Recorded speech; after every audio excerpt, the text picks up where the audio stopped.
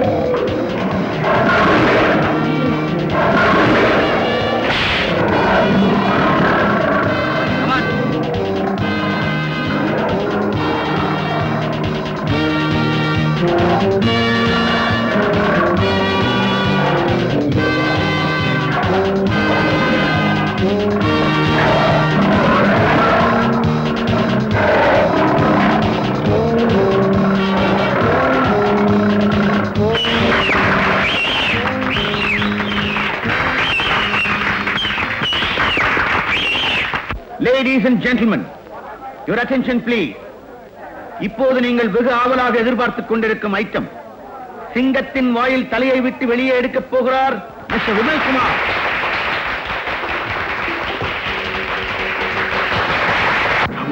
எல்லாம் ரெடி தானே? எல்லாம் ரெடியா இருக்கு. நீங்க ஏன் இங்க வந்தீங்க? யாராவது பாத்துற போறாங்க முதலாளி. முதலாளியா?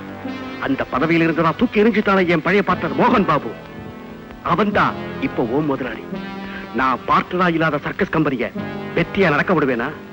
எந்த ஐட்டத்தை வச்சு இவ்வளவு பிரமாதமா சர்க்கஸ் நடத்துறானோ அந்த ஐட்டமை இனிமே இல்லாம செஞ்சிடறேன். அதை பத்தி நீங்க கவலைப்படாதீங்க. அங்க விமல்குமார் சிங்கத்தின் வாயில தலைய விடுறான், இங்க நான் பிளக் சொருவுறேன். சிங்கம் உட்கார்ந்து இருக்கிற ஸ்டூல்ல ஷாக் அடிக்கும். அந்த அதிர்ச்சியில சிங்கம் விமல்குமார் தலையை துண்டிக்கும். சபாஷ்.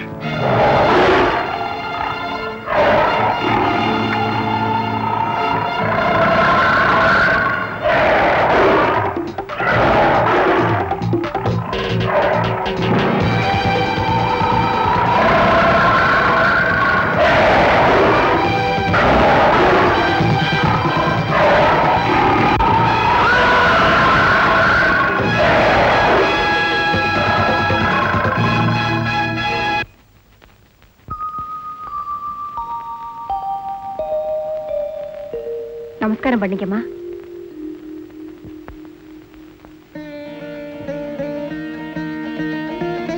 இதான் என் மக சீதா, இது என் மருமக, இது என் பேத்தி.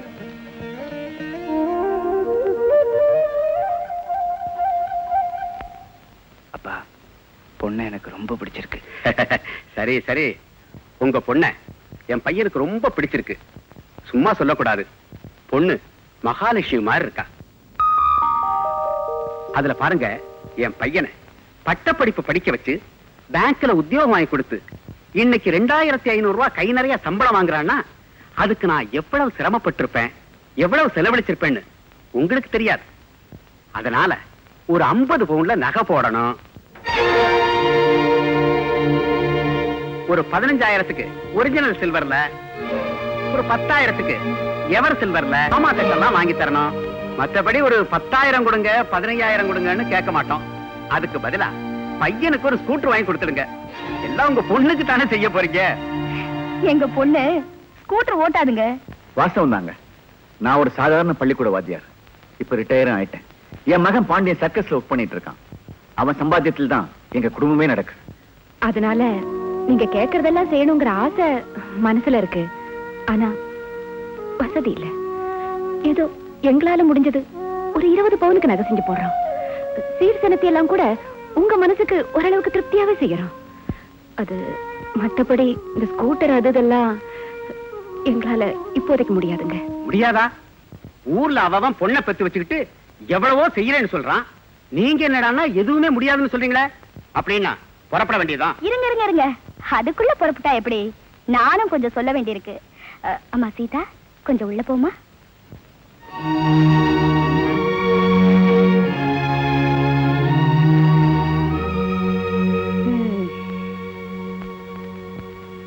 ஏங்க உங்க மகனை நீங்க படிக்க வச்சு பேங்க்ல வேலை வாங்கி கொடுத்த செலவுக்கு ஈடா எங்க கிட்ட பணம் கேக்குறீங்க. சரி, நாங்க கொடுத்துடுறோம். ஏமா, உங்க வீட்ல வேலைக்காரி எல்லாம் இருக்காங்களா? சமையலுக்கு ஒருத்தி, வீட்டு வேலைக்கு ஒருத்தி, மரவாசலுக்கு ஒருத்தின்னு 3 பேரை வேலைக்கு வச்சிருக்கேன். 3 வேளை சோத்த போட்டு அவளுக்கு 200, இவளுக்கு 100, அவளுக்கு 50 இல்லீங்க? ஆமா. அப்படியா? 3 பேருக்கு சோத்தையும் போட்டு 350 ரூபாய் கொடுக்குறீங்கல்ல. எங்க சீதாவை நீங்க மருமகளா ஏத்துக்கிட்டா 3 பேரோட வேலையும் செய்யறதும் இல்லாம 6 வேளை சோத்தை நிறுத்தி 350 ரூபாயை மிச்சப்படுத்தி அதுக்கும் மேல உங்க மகனுக்கு மனைவியா இருந்து அவ மனசையும் உடலையும் தரப்போறாளே, அதுக்கு நீங்க என்ன சார் தரப்போறீங்க? இப்படி நீங்க பொண்ணுக்கு கொடுக்க வேண்டியதை கொடுக்காம புள்ளைய பெத்து வச்சிருக்கிற தைரியத்துல கேட்க கூடாத வரதட்சணை சீசனத்தையெல்லாம் கேட்டு ஒவ்வொரு பொண்ணோட வாழ்க்கையையும் கெடுக்கிறீங்களே. ஐயா பெரிய மனுஷரே, தயவு பண்ணி இத விவாகம்னு சொல்லாதீங்க, வியாபாரம்னு சொல்லுங்க. உமா, ராஜேஸ்வரி, பரவாயில்ல. உமா சொன்னதுல எந்த தப்பும் இல்லை. ஆட்ட இருக்கிற கசாப்புக்கார மனசுல கூட கொஞ்சம் கருணை இருக்கு. தான் ஆட்ட கொள்றது பாவம்னு தெரிஞ்சு முன்னாடியே ஆண்டவன்கிட்ட மன்னிப்பு கேட்டுறான். ஆனா வரதட்சணைங்கிற பேரால ஒவ்வொரு பொண்ணுடைய மனசை கொள்றாங்களே, இந்த மாதிரி பாவங்களுக்கு ஆண்டவன்கிட்ட மன்னிப்பே கிடையாது. ஐயா மாப்பிள்ளை வீட்டுக்காரங்களே, என் பொண்ணை உங்ககிட்ட விக்கிறதை விட இந்த கல்யாணம் நிக்கிறது மேல் அப்படின்னு திட்டி உங்க அப்பா மாப்பிள்ளை வீட்டார வெளியே துரத்திட்டாரு. அவருக்கு வந்த கோபம் நியாயமானதுதான். இருந்தாலும் பொண்ணு பெத்த நாம தானப்பா பொறுமையா இருக்கணும். வர்ற மாப்பிள்ளை எல்லாம் வரதட்சணை அதிகமா கேட்கறத பார்த்தா நம்ம சீதாவுக்கு கல்யாணம் நடக்குமான்னு வர வர நானே நம்பிக்கை இழக்க ஆரம்பிச்சிட்டேன்ப்பா.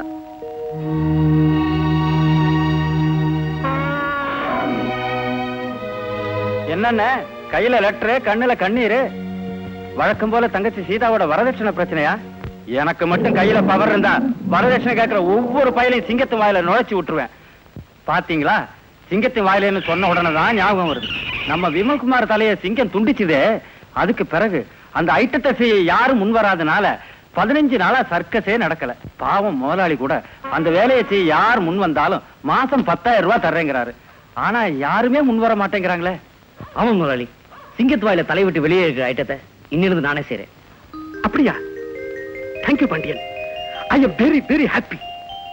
ஆனா நீங்க சொன்னபடி மாசம் 10,000 ரூபாய் பணம் உன்னை தேடி வரும்.